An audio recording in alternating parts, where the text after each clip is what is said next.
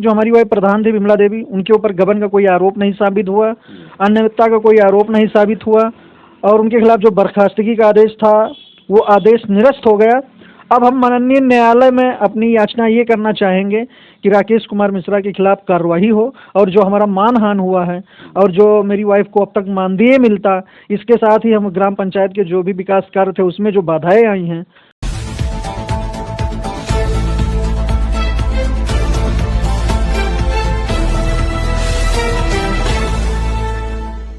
दोस्तों नमस्कार, आप देख रहे हैं भारत दैनिक दर्शन।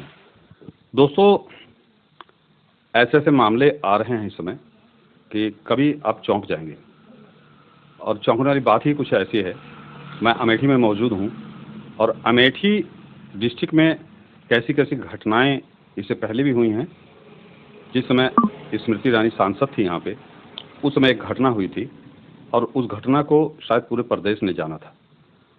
एक प्रधान को आरोप लगा के सस्पेंड कराया गया और तत्काल इतनी जल्दी आनंद फानन में चुनाव करा दिया गया और चुनाव कराने के बाद भी जिस प्रधान पे आरोप लगा था उन्हीं की प्रधान की सास चुनाव लड़ी और चुनाव जीत गई।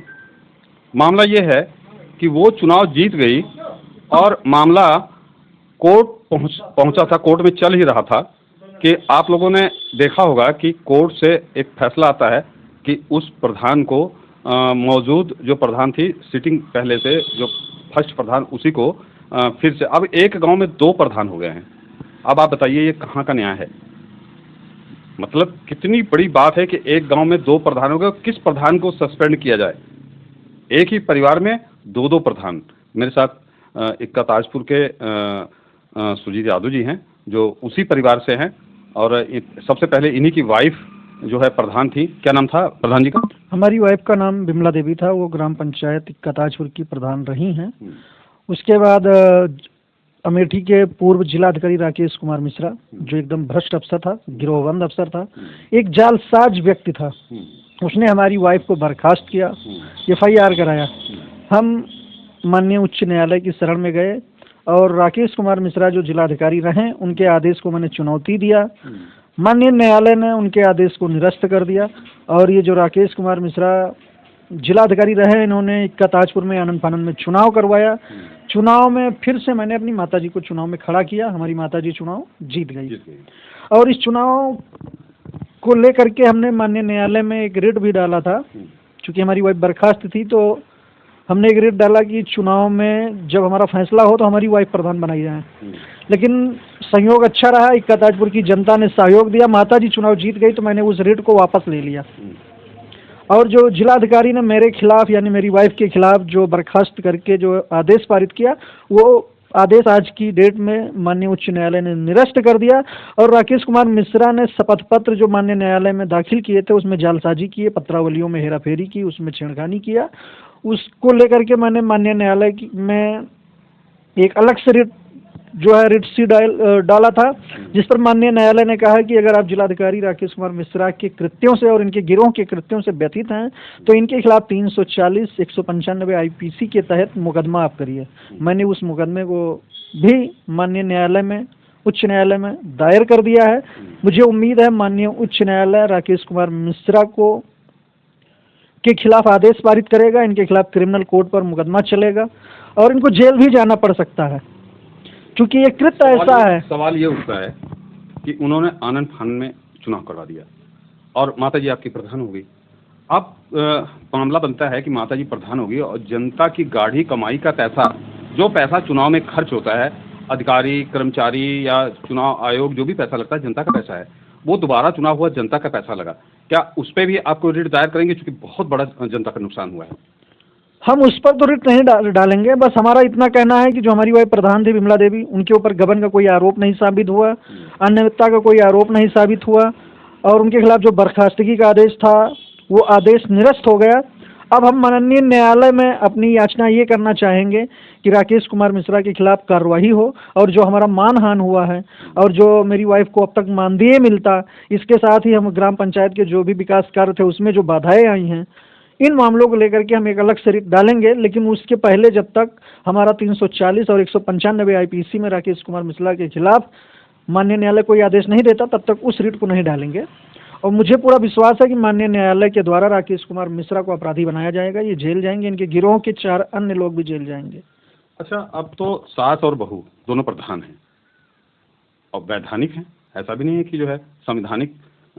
जब राकेश कुमार मिश्रा ने चुनाव करवाया, जो यहाँ के डीएम थे, जिलाधिकारी थे अमेठी के, तो संवैधानिक तो उनको भी माना जाएगा। और आपकी वाइफ को कोर्ट ने जो है परमिशन दे दी, चुनाव जो उन्होंने रिट डाली थी उसको खारिज कर दिया।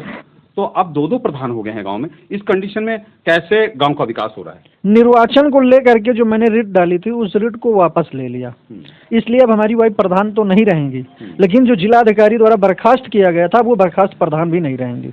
प्रधान इस समय हमारी माताजी ही रहेंगी। अगर इलेक्शन कमीशन का मैंने जो इलेक्शन को लेकर के रिट डाला था उस पर कोई आदेश आता तो माताजी पद से हटाई जाती और हमारी वाइफ को जो है प्रधान पद पर बिठाया जाता, लेकिन हमने अपना रिट वापस ले लिया कि माताजी हमारी प्रधान रहेंगी और वाइफ के ऊपर जो बर्खास्त होने का कलंक लगा है वो अब नहीं रहा।